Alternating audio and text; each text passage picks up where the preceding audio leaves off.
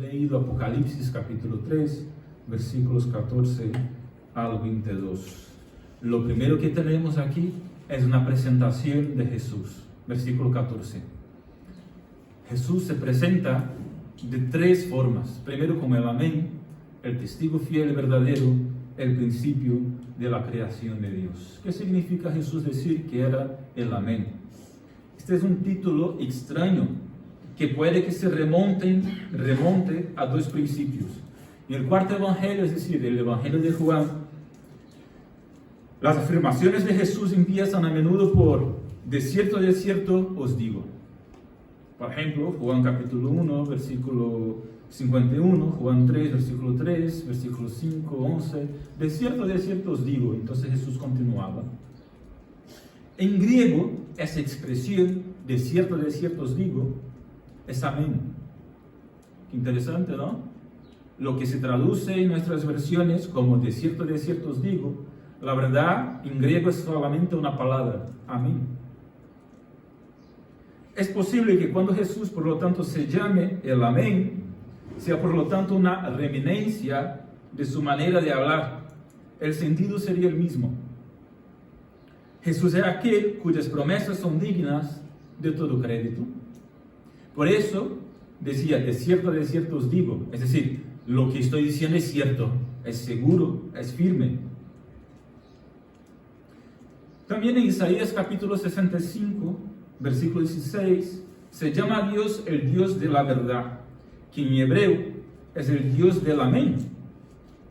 Isaías capítulo 65, versículo 16, el versículo dice, el Dios de la verdad. Pero la palabra ahí, Dios de la verdad, en hebreo es el Dios del amén. Porque el amén, esa expresión, quiere decir que es verdad lo que se está haciendo dicho. Es decir, la traducción literal sería así sea, pero el significado es verdad, es seguro, es firme. Entonces, la idea es, lo que se está haciendo dicho tiene credibilidad absoluta. Querría decir Jesús, por lo tanto, que Él es aquel cuyas promesas son fieles y verdaderas y fuera de toda duda. Se puede creer con seguridad. Segundo título que utiliza Jesús respecto a sí mismo, el testigo fiel y verdadero. Un comentarista llamado Trench señala que un testigo debe cumplir tres condiciones, especialmente tres condiciones. Primero, debe haber visto con sus propios ojos lo que atestiga. ¿Atestiga o atestigua? Atestigua. El GU, ¿sabéis que me confunde muchas veces? Sí. Segundo, debe ser absolutamente honesto. Segunda característica de un buen testigo, debe ser absolutamente honesto y reproducir con exactitud lo que ha oído o visto. Y tercera característica que decía ese comentarista de un testigo, debe tener la habilidad de decir lo que tiene que decir para que su testimonio produzca la impresión verdadera en los que están escuchando. Por lo tanto, Jesús cumple plenamente esos requisitos. Puede hablarnos de Dios porque es el propio Dios encarnado. Procede de Él. Podemos creer lo que nos dice porque es el amén. No hay dudas de aquello que atestigua. Él es la verdad. Y sabe comunicar su mensaje, porque jamás hombre alguno habló como Él. Eso lo vemos en los evangelios. Tercer título que Jesús aquí menciona, pues hablando de sí mismo. Él es el principio de la creación de Dios. Ese título parece un poco ambiguo, porque podría querer decir que Jesús fue el primer ser a ser creado. Pero esa no es la interpretación correcta. Porque la segunda posibilidad es, Él empezó el proceso de creación. Entonces, podría significar dos cosas: que Él fue el primer ser creado, o que Él empezó el proceso de creación. Y sabemos que lo segundo es lo correcto. Él empezó el proceso de creación. Eso lo sacamos del contexto de todas las escrituras. Como dice el propio evangelista Juan en el capítulo 1, versículo 1, y en el principio era el verbo estaba con Dios, y el verbo era Dios. Y nada de lo que se hizo sin Él. Él estaba al principio de todo, creando todas las cosas. La conexión de la creación con el Hijo se establece a menudo en el Nuevo Testamento. Todas las cosas fueron hechas por medio de Él, y prescindiendo de Él, no fue hecho nada de lo que fue hecho. Juan capítulo 1, versículo 3. Pablo dice en Colosenses capítulo 1, versículo 15 y 18, que en Él fueron creadas todas las cosas. Esa es la idea de que Él es el principio de la creación de Dios. Porque sin Él, nada de lo que está creado pudiera haber sido creado. Segunda cosa que vamos a ver aquí en esta introducción, algunas características de la ciudad de la Odisea. Ya hemos visto cómo Jesús se presenta, ¿no? El amén, el que tiene la promesa segura, el que tiene la palabra verdadera, el que es el testigo verdadero, fiel, y el que creó todas las cosas. Ahora, algunas características de la ciudad. Vemos en el versículo 1 que él escribe a la iglesia que está en la ciudad de la Odisea. Y ya hemos visto que para las 7 iglesias que estaban en esas 7 ciudades, Jesús contextualiza bastante el mensaje y saca y pone en su mensaje a esas 7 iglesias, hace como links, como enlaces, ¿no? Puentes entre la realidad de la ciudad y lo que él quería decir a la iglesia que estaba en aquella ciudad. Y vamos a ver que no es diferente con la Odisea. La ciudad de la Odisea fue fundada hacia el año 250 a.C. por un hombre llamado Antíoco de Siria, que le dio ese nombre por el de su mujer, que se llamaba Laodique. Su mujer se llamaba Laodique y él puso el nombre de la ciudad de la Odisea. La ciudad era importante ¿por qué? Por su ubicación, sobre todo.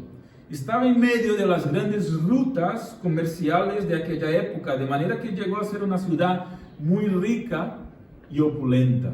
Es decir, allí sobraba dinero. 4 características principales de la ciudad de la Odisea.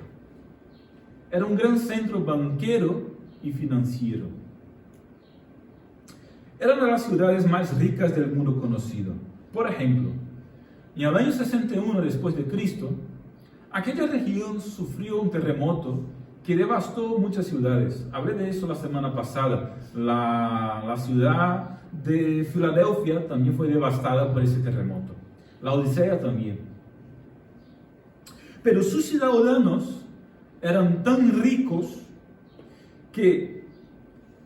independientes que reconstruyeron la ciudad sin la ayuda ninguna del Imperio Romano. La Odisea era una ciudad que estaba bajo el Imperio Romano, pero sus ciudadanos eran tan ricos que no aceptaron ayuda del Imperio Romano ni de nadie para reconstruir su ciudad. Ellos reconstruyeron su ciudad ellos mismos.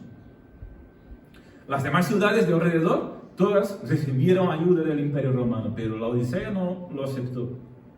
Eran orgullosos, vanidosos y presumidos acerca de lo que tenían ellos mismos, hablando de la ciudad en general. Un historiador de aquella época llamado Tácito, en sus anales de número 1427, dice, abre comillas, una de las más famosas ciudades de Asia, la Odisea, fue arrasada en ese mismo año por un terremoto y se recuperó por sus propios medios sin ninguna ayuda nuestra, decía ese historiador romano. Así que no nos sorprende que la Odisea presumiera de ser rica y amasado riquezas y no tener necesidad de nada. Es decir, era tan opulenta y tan presumida que pensaba que no necesitaba ni siquiera de Dios.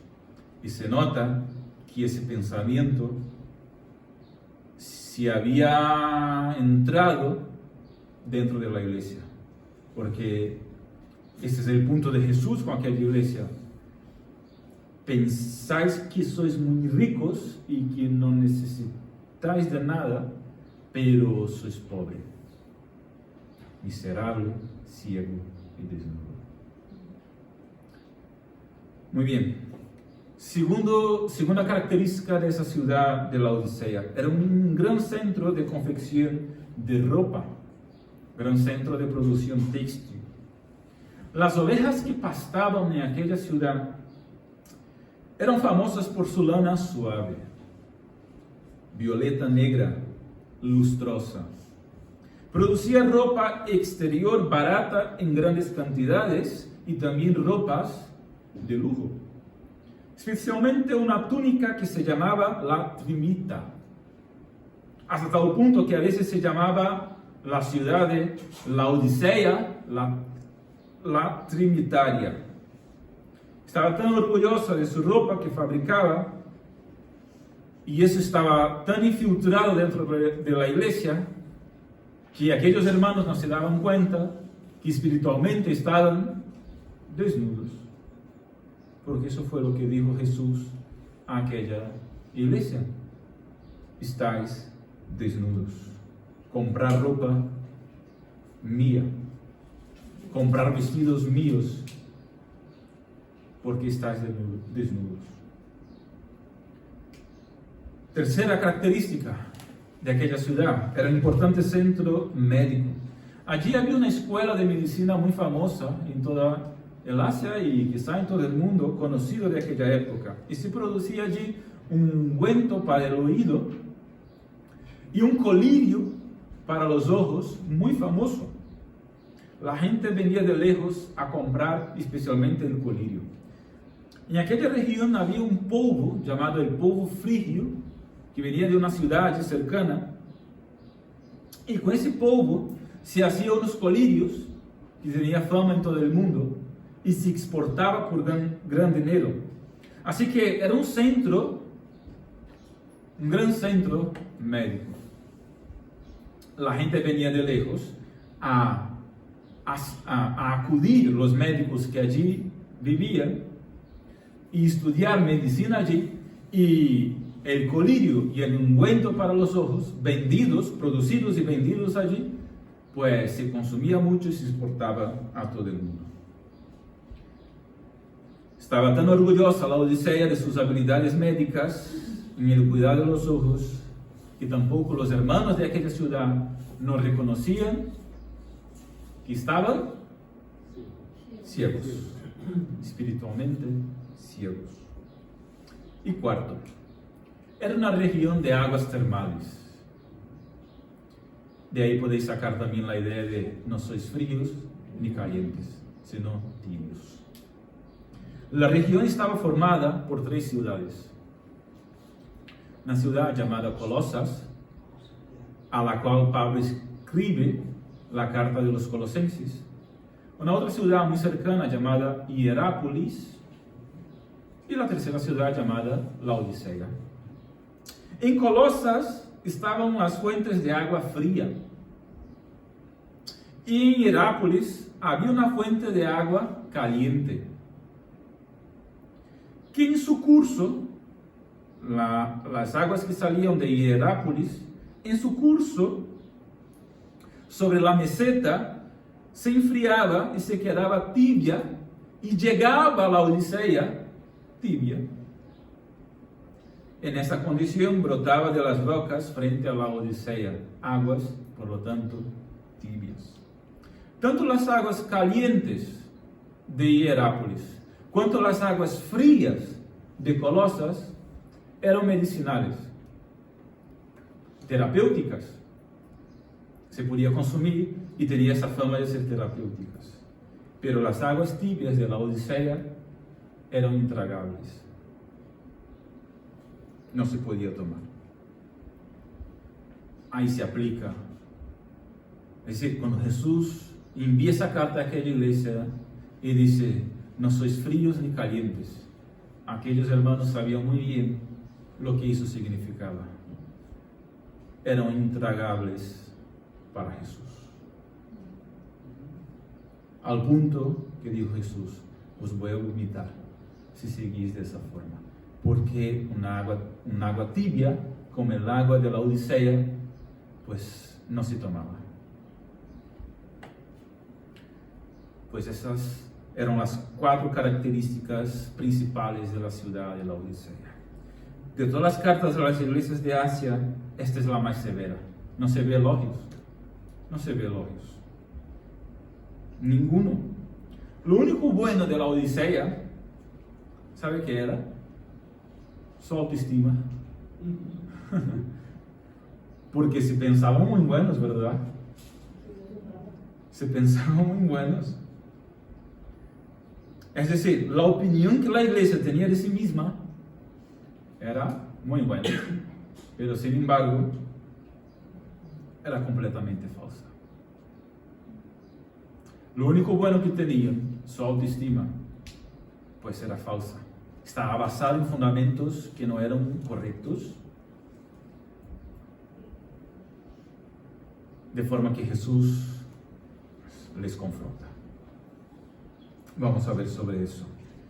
Las palabras del Cristo resucitado se refieren directamente a la prosperidad y a la habilidad de las que la Odisea presumía, tanto que habían eliminado la necesidad de Dios de sus vidas, de la mente de los ciudadanos y aún de su iglesia, que se había vuelto, pues, tibia. Así que, hermanos, la carta de Jesús a esa iglesia, la iglesia de la Odisea, es una convocación urgente al fervor espiritual. La carta de Jesús a esa iglesia de la Odisea es una convocación urgente al fervor espiritual. Jesús, en el versículo de número 19, habla claramente: sé pues fervoroso y arrepiéntete. Es una convocación urgente. Primero, el diagnóstico que hizo Jesús de aquella iglesia, versículos 15 y 17 que hemos leído. Había una falta de fervor espiritual. Bueno, son 4 diagnósticos que hace Jesús: la falta de fervor espiritual, la falta de valores correctos, hablando de las riquezas. El primero, los 4 se encuadran con las características de la ciudad.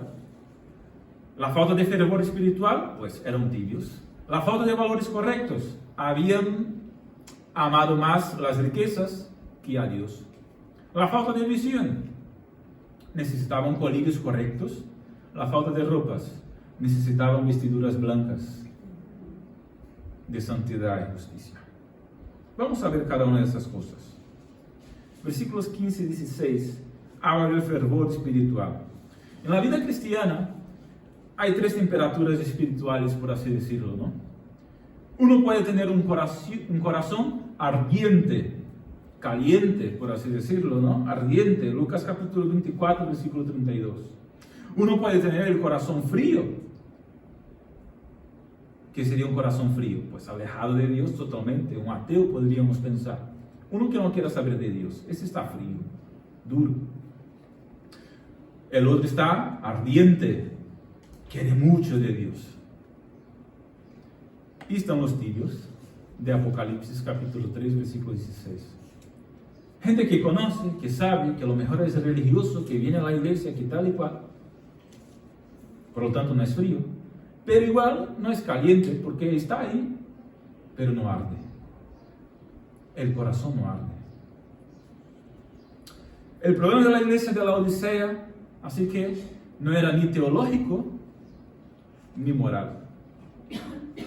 No hubo falsos maestros, no había herejías, al menos no se menciona. No había pecado de inmoralidad o engaño. Había amor al dinero, eso sí. No se menciona en la carta, pues eso, herejes, malhechores, perseguidores, nada.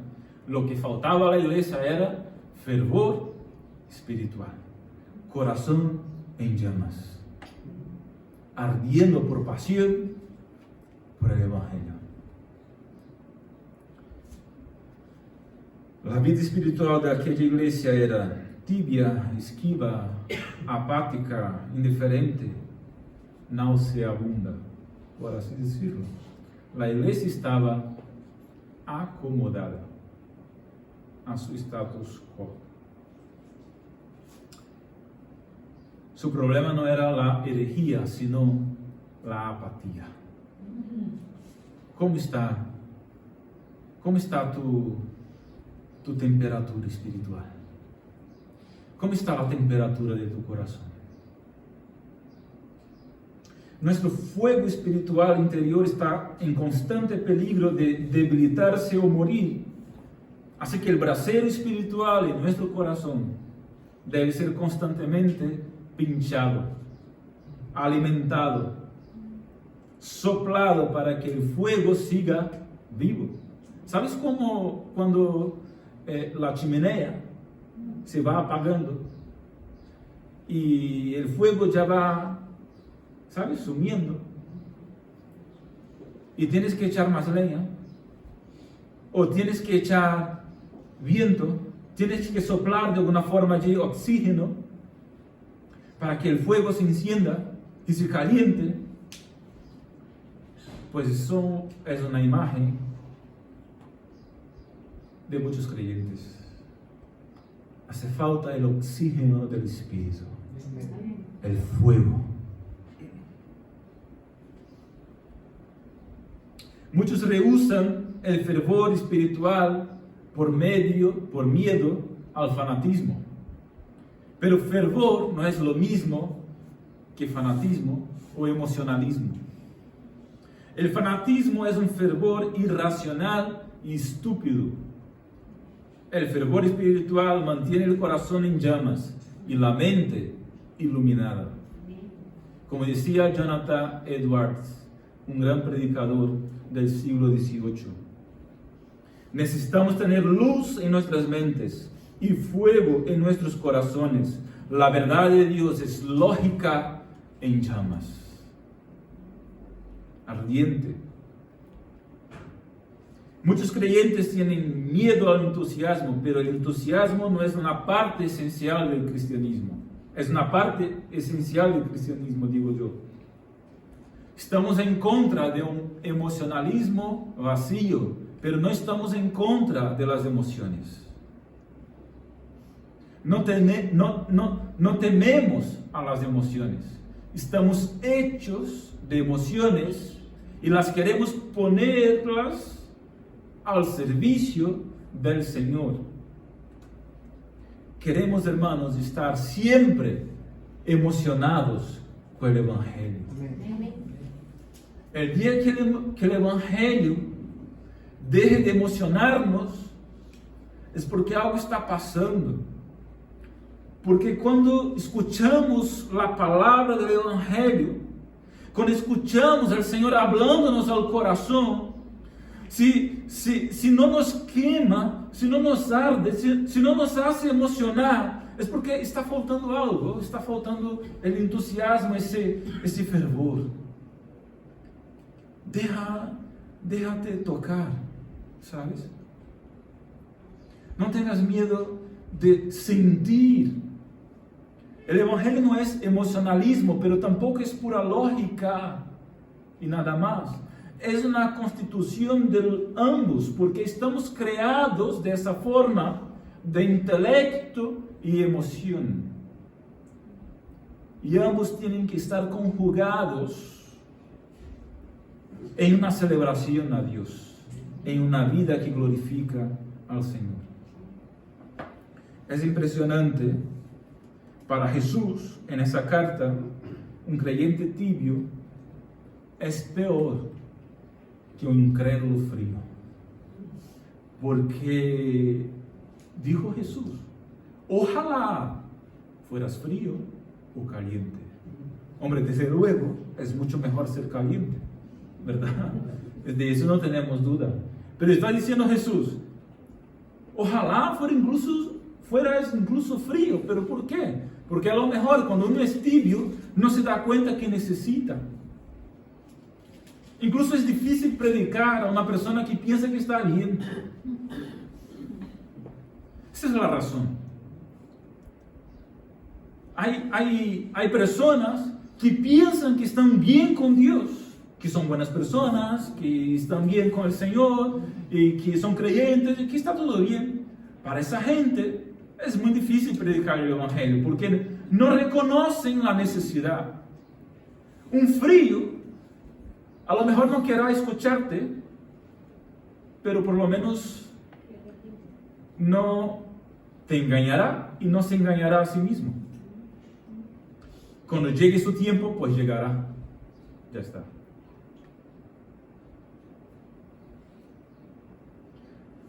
La queja de Jesús contra los fariseos fue precisamente esa: su hipocresía, su tibieza, por así decirlo. Así que un creyente tibio es aquel en lo que hay un contraste en lo que dice y en lo que cree ser, por un lado, y lo que realmente es, por el otro. Ser tibio de esta forma es estar ciego para su propia condición espiritual, o su verdadera condición espiritual. No se reconoce tal como es. Un creyente tibio, en lugar de ser el placer de Cristo, le provoca náuseas. Tan serio es, tan grave es. Uno solo vomita lo que ingiere, ¿verdad? Porque tira lo que hay dentro. Aparentemente, la iglesia de Laodicea era de Cristo, pero en lugar de darle gozo a Cristo, es como si, entre comillas, lo estuviera enfermando. Porque vomitamos cuando estamos enfermos.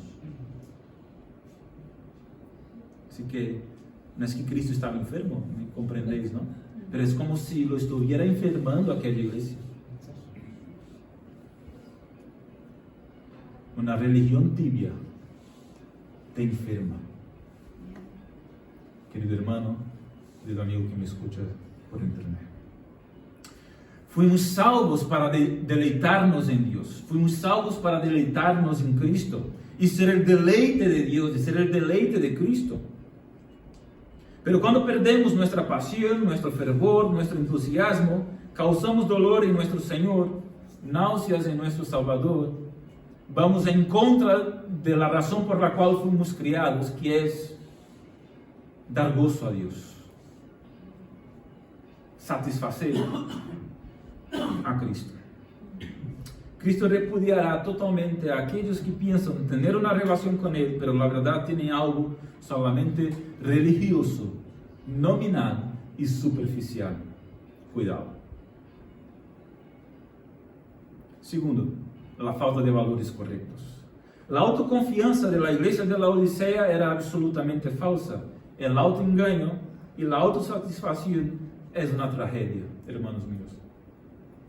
Ellos se consideraban ricos, pero eran pobres, miserables. Muchos en el día del juicio se darán cuenta de su autoengaño. Mateo capítulo 7, versículos 21 al 23. Cuando Jesús dijo: algunos me dirán en aquel día: Señor, Señor, yo hice eso y aquello en tu nombre. Pero Jesús les contestará: apartaos de mí, porque yo no os conozco. Gente autoengañada, religiosos, que pensaban tener comunión con Cristo, pero nada más que religión. Aquellos creyentes decían: no tenemos necesidad de nada, somos ricos, frecuentamos los círculos altos de la sociedad y somos influyentes en la ciudad. Pero la verdad, lo necesitaban todo. La iglesia de la Odisea era tibia en su amor por Cristo, pero amaba el dinero. Y ya sabéis, el amor al dinero es la raíz de todos los males. trae falsa seguridad y falsa autosatisfacción y roba la fe. Tercero, la falta de visión. La Odisea presumía de su famoso colirio, como os comenté, ¿no? Pero aquellos hermanos estaban ciegos a su propia condición espiritual de pobreza y desnudez. Un comentarista dijo: el principio de toda verdadera enmienda es vernos tal como somos, pero aquellos hermanos no se veían tal como eran. Los colirios del mundo antiguo hacían escocer los ojos, y la Odisea no tenía ninguna ganas de verse tal como era. Nos damos cuenta de nuestra necesidad de Jesús cuando nos vemos tal como somos. Cuarto diagnóstico de Jesús: la falta de vestidos, de ropas. La Odisea presumía de su riqueza textil, presumía de la ropa magnífica que producía, pero espiritualmente estaba desnuda, y desnudez es vergüenza. Sus ropas la habían hecho famosa en todo el mundo, y la lana de las ovejas de la Odisea era un artículo de lujo que conocía todo el mundo. Pero aquellos hermanos en aquella ciudad estaban espiritualmente desnudos. Esto querría decir aún más en el mundo antiguo que ahora. Ahora uno se va a la playa de Málaga y está la gente semidesnuda, o prácticamente desnuda, de topless, incluso muchas mujeres, y con la parte de abajo, y los hombres con bañador, y las mujeres a lo mejor solo con las partes de debajo del bikini, ¿no? Entonces, en nuestra sociedad, la desnudez, pues, es una vergüenza, pero ni tanto. Ni tanto. Fijaros en el tanto de personas que suben a sus redes sociales, pues, tanto hombres como mujeres, ¿no? A sí mismos, casi desnudos, con tanta poca ropa que vaya. Pero en aquella sociedad, nadie se enseñaba. No se mostraba partes de su cuerpo. Estaban mayormente cubiertos. No totalmente cubiertos como los musulmanes que vemos a día de hoy, pero más bien estaban cubiertos con vestidos, porque la desnudez, el enseñar parte de su cuerpo, pues era una vergüenza. Por eso quizá esto tenía aún más sentido en aquella cultura que en la nuestra. Pero mencionando eso, quiero traer el verdadero sentido de lo que dijo Jesús: estáis sin ropas. Es decir, sois para mí una vergüenza. El dejarle a uno desnudo era incluso la peor vergüenza y humillación que podía pasar. Por eso cuando el padre del hijo pródigo, cuando el hijo vuelve, ¿qué es una de las cosas que el padre hace? Pues le pone el mejor vestido, la mejor ropa. Porque la mejor ropa era la honra, el honor más grande. La ciudad era un poderoso centro médico, por lo tanto bancario y comercial. El orgullo de la Odisea, de la ciudad, era contagioso. Contagió la iglesia. La iglesia debería cambiar su ciudad, pero la ciudad le había cambiado la iglesia. Los cristianos estaban contagiados por la epidemia, mejor dicho, de aquella ciudad. El espíritu de complacencia se deslizó en la iglesia y la corrompió. Los miembros de la iglesia se volvieron también como la ciudad, presumidos, orgullosos y vanidosos. Pensaron que les estaba yendo maravillosamente bien en su vida religiosa, pero Cristo tuvo que acusarlos de mendigos, ciegos y desnudos. Mendigos a pesar de sus bancos, ciegos a pesar de sus colirios, desnudos a pesar de sus grandes y magníficas ropas. Eran mendigos porque no podían comprar el perdón de sus pecados. Estaban desnudos porque no tenían vestidos adecuados para presentarte ante Dios, vestidos de justicia y santidad. Eran ciegos porque no podían ver su condición miserable espiritualmente hablando. Si quería estar vestido de veras, tenía que acudir a Él, el Cristo resucitado. Eso es lo que dijo Jesús en el capítulo de número 3, los versículos de número 18. Yo te aconsejo que de mí compres oro refinado, y sigue adelante. Y ahí vamos para el segundo punto. El apelo de Jesús, que empieza precisamente en el versículo 18. Pues el primer apelo de Jesús lo hace como un mercader espiritual, es decir, como un comerciante. Es que la ciudad era una ciudad de comerciantes. Entonces, claro, Jesús contextualiza y se presenta como un comerciante, ¿no? Como un mercader, como alguien que está vendiendo. Ellos comprendían de vender cosas, ¿no? Y comprar. Y Jesús se presenta como aquel que vende lo más importante. Versículo 18. Te aconsejo que de mí compres. Se presenta como un mercader espiritual. Cristo aquí prefiere dar consejos que mandar. Fijaros, te aconsejo. Aunque podía mandar, porque es el soberano de la tierra, del cielo y de la tierra, creador del universo. Teniendo en la punta de sus dedos innumerables galaxias de estrellas, tenía el derecho y tiene el derecho de dar órdenes. Pero aquí a esa iglesia, pues le aconseja. Yo te aconsejo muy amablemente, compres de mí. No compres de nadie más, compres de mí. Aquí vemos también la suficiencia de Cristo. Compres de mí, de nadie más. Cristo está diciendo, de mí. Estás yendo a otros sitios, a otros lugares. Tienes que comprar de mí. Cristo está diciendo para aquellos hermanos, hey, yo soy suficiente para vosotros. La iglesia se creía autosuficiente, pero los creyentes debemos encontrar la suficiencia de Cristo para nuestras almas. Jesús les ofrece sus productos esenciales. Su precio es gratuito. Hay que simplemente creer y cogerlos. ¿Qué productos eran esos? Acordaros, la iglesia estaba pobre, ciega y desnuda espiritualmente. Cristo les ofrece oro, ropa y colirio,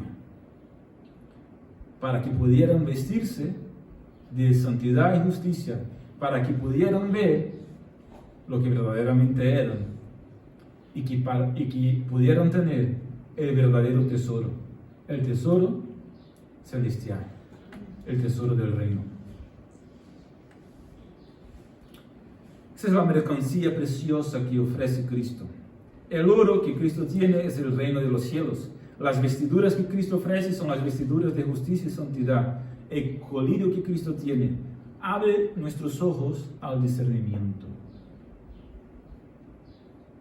Cristo insta, apela a aquellos creyentes y a nosotros a no confiar en sus bancos, sus fábricas y sus medicinas. El Cristo los llama a sí mismo, así como que a nosotros nos llama a sí mismo. Cristo es suficiente, o mejor dicho, Cristo era suficiente para aquellos hermanos. Cristo sigue siendo suficiente para ti y para mí. Cristo es suficiente para esta iglesia.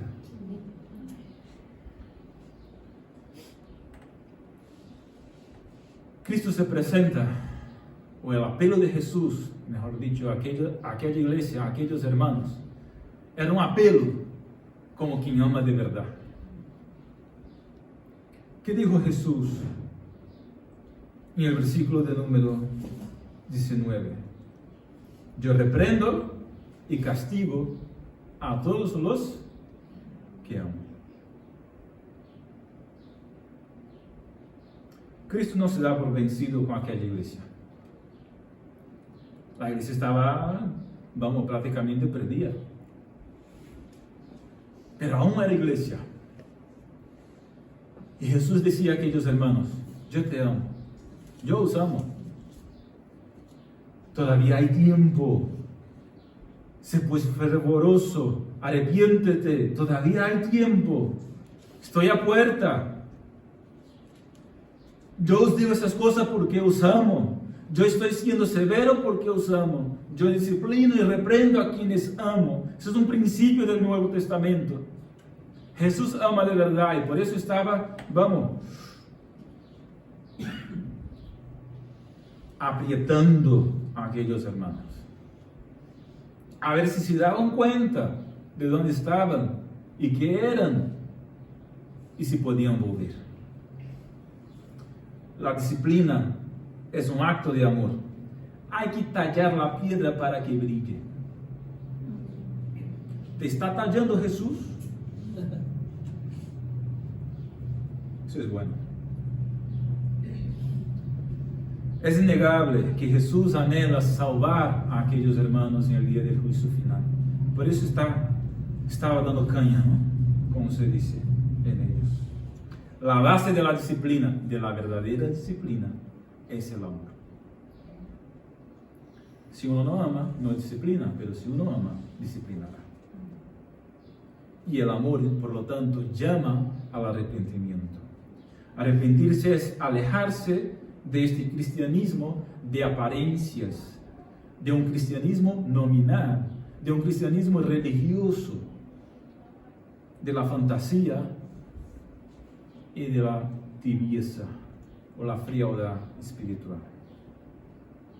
La piedad superficial nunca salvó a nadie. Hay que ser verdadero.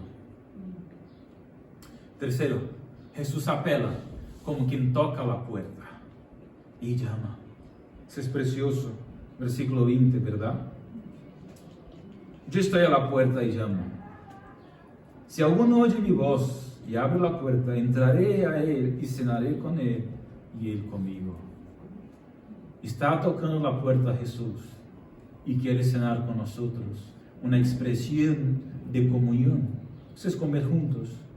Una expresión de comunión. Está diciendo Jesús: yo sigo deseando tener comunión con vosotros. Yo sigo deseando participar del banquete o que participéis del banquete conmigo. Yo sigo deseando tener comunión. Yo estoy a la puerta, y estoy tocando, estoy llamando. Si alguien abre, cenaremos juntos.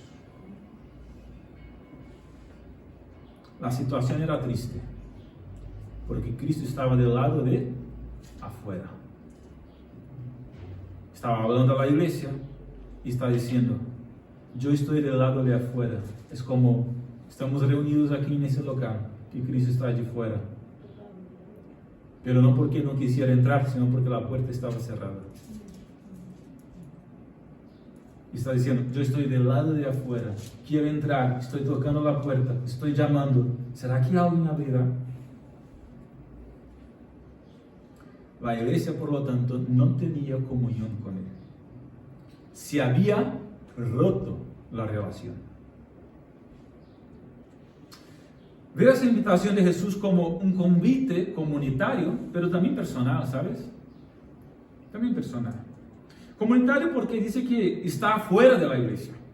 Y está hablando a toda una iglesia. Pero también personal porque, fijaros, si alguien abre la puerta. Y este alguien es bastante personal. Por eso digo que es un convite comunitario, porque está hablando a la iglesia, pero también es un convite personal.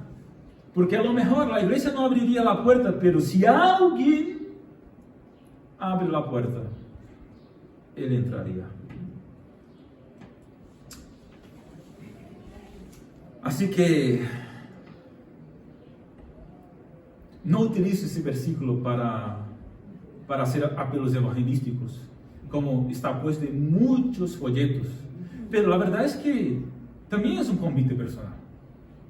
Porque si alguien está ahí dentro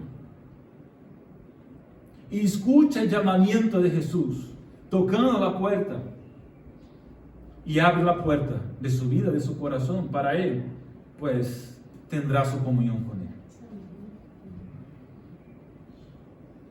Fijaros que, aunque Cristo tiene todas las llaves,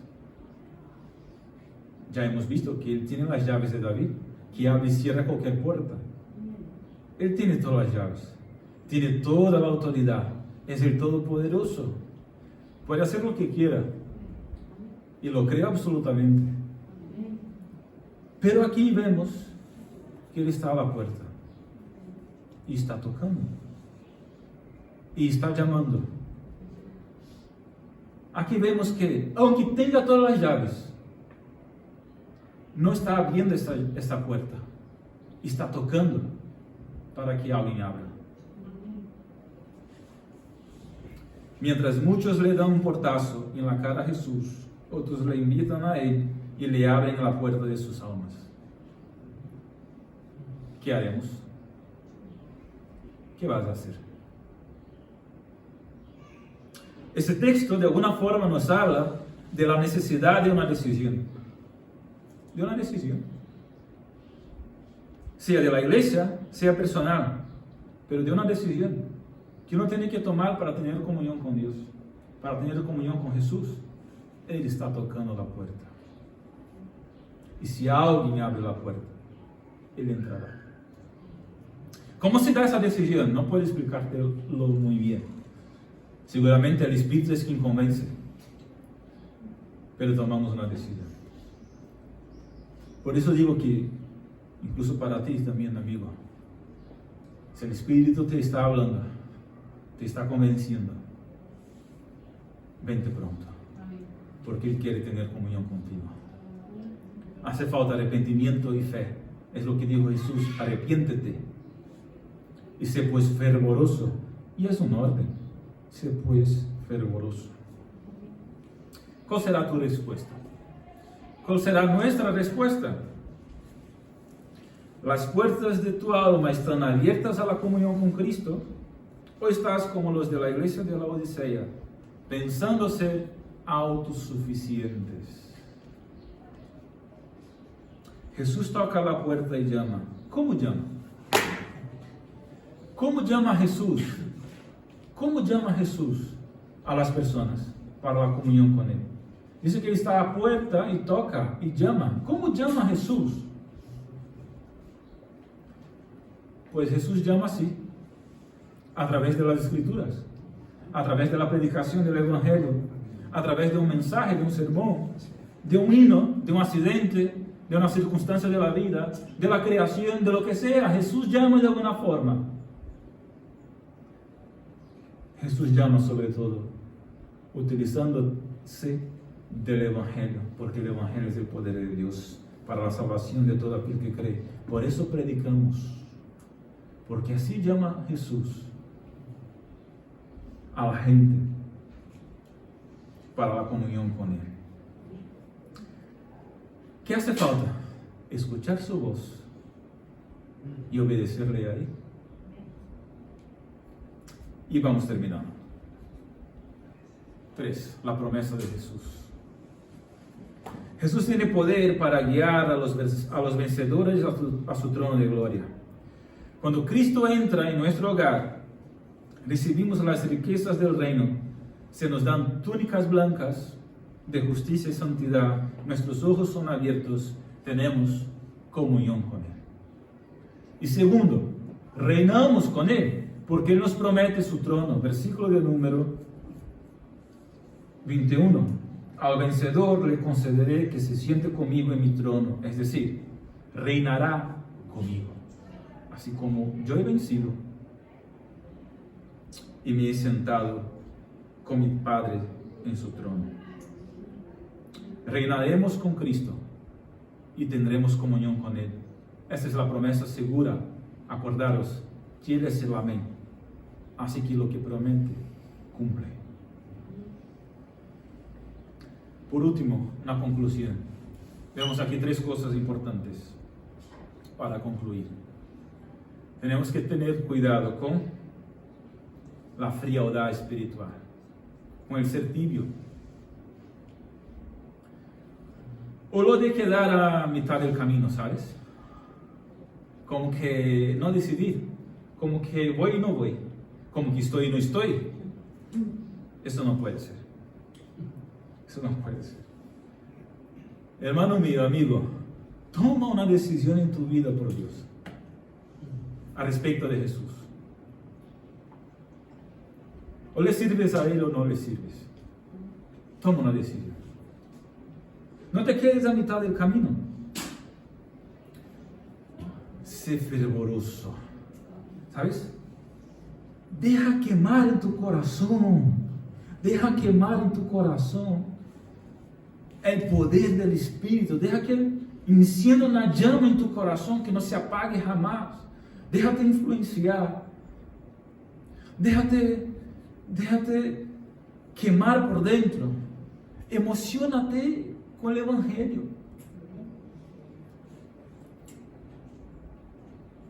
Segundo, cuidado con la falsa seguridad que trae el dinero o la buena condición de vida,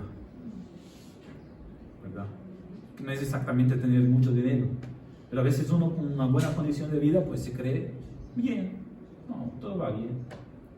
Falsa seguridad. Nuestra fe tiene que estar puesta en Cristo. Él es suficiente. No necesitamos nada más, no necesitamos nadie más, necesitamos a Cristo.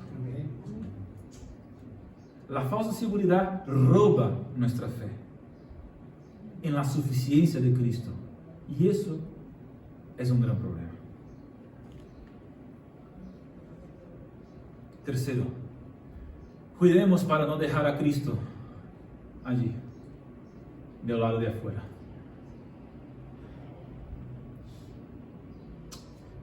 Cuidemos para no dejar a Cristo allí, del lado de afuera.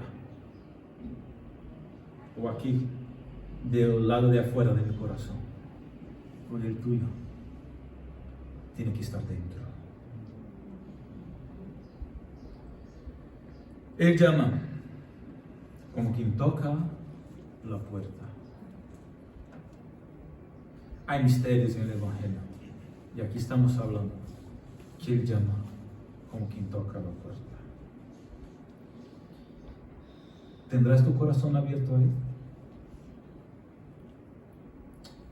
¿O tienes las puertas cerradas?